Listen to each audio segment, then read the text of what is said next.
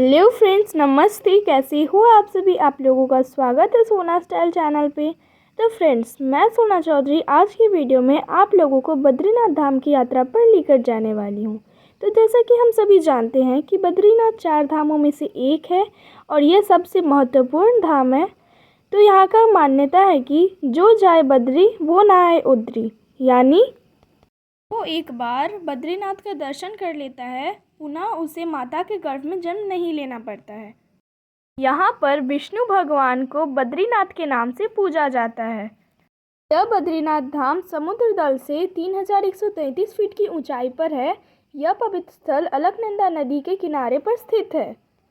तो इस वीडियो में मैं आप लोगों को बद्रीनाथ के बारे में संपूर्ण जानकारी देने वाली हूँ।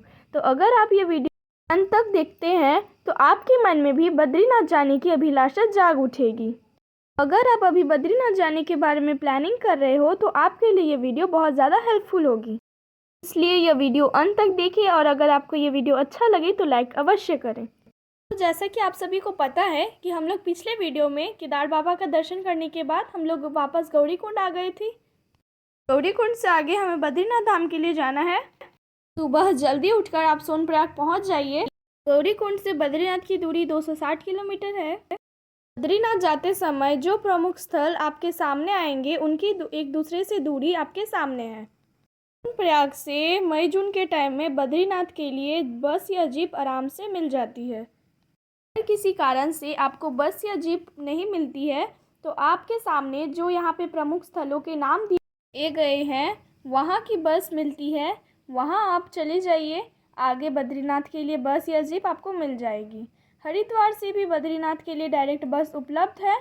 हरिद्वार से बद्रीनाथ की दूरी 324 किलोमीटर है।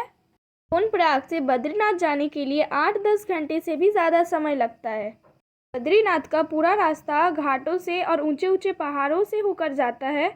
ऊंचे ऊंचे पहाड़ देखकर मन करता है कि ये रास्ता कभी ख़त्म ना हो, पर मन में उतना ही डर भी रहता है। कुछ जगह तीव्र उतार चढ़ाव भी आ जाता है, सांस रुक जाती है। आप टेढ़े मेढ़े रास्ते से होते हुए शाम तक आप बद्रीनाथ पहुंच जाओगे। अंधेरा होते ही बद्रीनाथ के रास्ते पर कोई भी वाहन नहीं चलने दिया जाता। रात में रास्ते बंद कर दिए जाते हैं। हम बद्रीनाथ पहुंचने ही वाले हैं। बद्रीनाथ में केदारनाथ के जैसे पैदल या घोड़े पर चलने की जाने की आवश्यकता नहीं है, क्योंकि यहाँ पर आखिर तक बस जाती है। बद्रीनाथ में प्रवेश करते ही ISBT का बस स्टैंड लगता है, आपको बस वाला यहीं पे उतार देगा। बद्रीनाथ पहुंचते ही सबसे पहले आप जितने दिन का प्लानिंग करके बद्रीनाथ में आए हैं, आप जितना दिन रुकना चाहते हैं उसके अनुसार आप सुबह में 5 या 6 बजे का हरिद्वार का टिकट एडवांस में बुक करा लें, क्योंकि समय पर बस का टिकट नहीं मिलता है। दूसरा काम आपको करना है कि आपको रूम बुक करना है। अगर आपने एडवांस में रूम नहीं बुक किया है तो आपको चिंता करने की ज़रूरत नहीं है। यहाँ पर GMVN की बहुत सारे यात्री निवास हैं, यहाँ पर आप आके यहाँ पर भी आप बुक करा सकते हैं। अगर आपका बजट कम है तो मंदिर के आसपास बहुत सारे आश्रम भी हैं, आप वहाँ पर भी जाकर रह सकते हैं। 10 घंटे का सफ़र करने के बाद आपको कहीं भी जाने का मन नहीं करेगा। बद्रीनाथ में रात में तापमान काफ़ी गिर जाता है, तो आप भोजन करके अपने कमरे में जाकर आराम कीजिए और सुबह जल्दी उठकर आप मंदिर की तरफ प्रस्थान कीजिए। आपको नहाने की ज़रूरत नहीं है, क्योंकि मंदिर के पास में ही तप्त कुंड बना हुआ है। हमें इस रास्ते से होकर गुजरना है। रास्ते में बहुत सारे पुजारी आसपास बैठे हुए मिलेंगे। अगर आप कुछ भेंट देना चाहते हैं तो आप इन्हें दे सकते हैं। इस रास्ते से होते हुए हम कुछ ही देर में मंदिर पहुंच जाएंगे। तो आपको सामने ही एक बैंक मिलेगा SBI का। इसी के सामने एक जूता स्टैंड है, आप यहां पे अपने जूते उतार सकते हैं। इधर से होते हुए हम नीचे की तरफ उतर जाएंगे। अब सामने ही हमारे तप्त कुंड है। अब कुछ दूरी पर चलने के बाद हम लोग तप्त कुंड के सामने आ गए हैं। महिलाओं के लिए अलग कुंड बना हुआ है और पुरुष के लिए अलग बना हुआ है। आप देख सकते हैं सामने को बहुत सारे लोग नहा रहे हैं। पहले तो आप पानी को थोड़ा टच करके देख लें। अगर आपका बॉडी ये पानी टेम्परेचर सह पाएगा तो आप इसमें पूरा उतर सकते हैं, और नहीं तो इन लोगों की तरह साइड में लोटे से उठाकर आप नहा सकते हैं। सामने ही मंदिर नज़र आ रहा है। इस रास्ते से होते हुए हम अब मंदिर के सामने पहुंच चुके हैं। आज भीड़ कम है तो हम लोग लाइन में अब लग जाते हैं। मैं आप लोगों को बता दूं कि मंदिर के अंदर मोबाइल या कैमरा अलाउड नहीं है, फिर भी मैं आप लोगों को दर्शन करा देती हूँ श्री बद्रीनाथ जी का। तो अब हम लोग सभी देवताओं को प्रणाम करके बाहर की ओर निकलते हैं।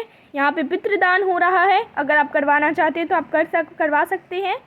अब हम लोग यहाँ पे आसपास का दृश्य को एंजॉय करते हैं। मैं भी आप लोगों को दिखा देती हूँ यहाँ पे आसपास का दृश्य। आप ऊपर से देख सकते हो कि बहुत सारे किराने की दुकान, होटल्स एंड मेडिकल स्टोर सारे यहाँ पे व्यवस्था किया गया है।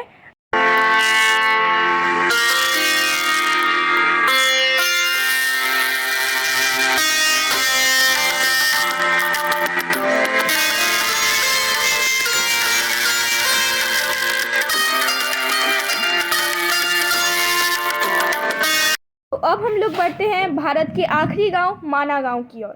माना गांव तिब्बत चीनी बॉर्डर के सबसे नज़दीकी है और ये 25 किलोमीटर की दूरी पर स्थित है। तो बद्रीनाथ से माना गांव जाने के लिए बद्रीनाथ से आपको जिप मिल जाएगी। लोग माना गांव पहुंच चुके हैं। इस गेट से होते हुए हमें थोड़ा सा और आगे जाना है और अब हमें यहाँ से आधा किलोमीटर और चल के यहाँ पे दूसरे गेट की तरफ आना है। तो अब हमें इस रास्ते से होते हुए आगे की तरफ जाना है। यहाँ के स्थानियों ने बहुत अच्छे होटल और खाने पीने के लिए भोजनालय खोल के रखे हुए हैं। यहाँ पे जो भी टूरिस्ट आते हैं यहाँ पर आप खा सकते हैं। अब हम लोगों को यहाँ से होते हुए नीचे की तरफ जाना है व्यास गुफा की ओर। व्यास गुफा अब हम लोग पहुँच चुके हैं। अब हमें थोड़ा सा और अंदर की तरफ जाना है। अब हम लोग व्यास गुफा के अंदर पहुँच चुके हैं। हम लोग बाबा का दर्शन कर लेते हैं। अब यहाँ से पास में ही एक गणेश जी का भी गुफा है। यहाँ पर हमें कुछ सीढ़ियाँ ऊपर जानी पड़ेगी। वहाँ पे अब आकर हम लोग दर्शन कर लेते हैं। बाहर की तरफ आते हुए अब हमें फिर से वहीं पे नीचे की तरफ जाना है। अब यहाँ से हम लोग जाएंगे भीम पुल की ओर। तो भीम पुल अब हम लोग पहुँच चुके हैं। मान्यता है कि जब महाभारत करके पांडव लोग स्वर्ग की तलाश में निकले थे, पांडव लोग सरस्वती नदी तक पहुँच चुके थे, तब माता द्रौपदी पानी के तेज बहाव की वजह से नदी पार नहीं कर पा रही थी। तब महाबली भीम ने एक किला उठाकर ऊपर सरस्वती नदी के ऊपर रख दिया था और उसी से वो लोग वापस आगे की तरफ प्रस्थान किए थे। तो तब से इस विशाल शिला का नाम भीम पुल रख दिया था। यहाँ पर भीम जी का चरणों के निशान भी हैं। तो अब हम लोग आसपास घूमते हुए यहाँ पर आ गए हैं। ये भारत का अंतिम दुकान है, तो आप यहाँ पर बैठकर चाय भी पी सकते हैं। अगर आप में और भी हिम्मत बची है तो इस रास्ते से होते हुए आप नीचे आ जाइए। यहाँ पर विष्णु जी के चरणों के निशान हैं। मान्यता है कि विष्णु भगवान ने धरती पर पहली बार यहीं पे अपना चरण रखा था। अब हम लोग वापस बद्रीनाथ धाम आ चुके हैं। अब यहाँ पर अगर आप चाहें तो इस सुनहरे अवसर का मौका भी उठा सकते हैं। आप फिर से बद्रीनाथ का दर्शन करने के लिए चले जाइए। दर्शन करने के बाद वापस आप भोजन करके रूम में आ जाइए। आप आराम कर लीजिए।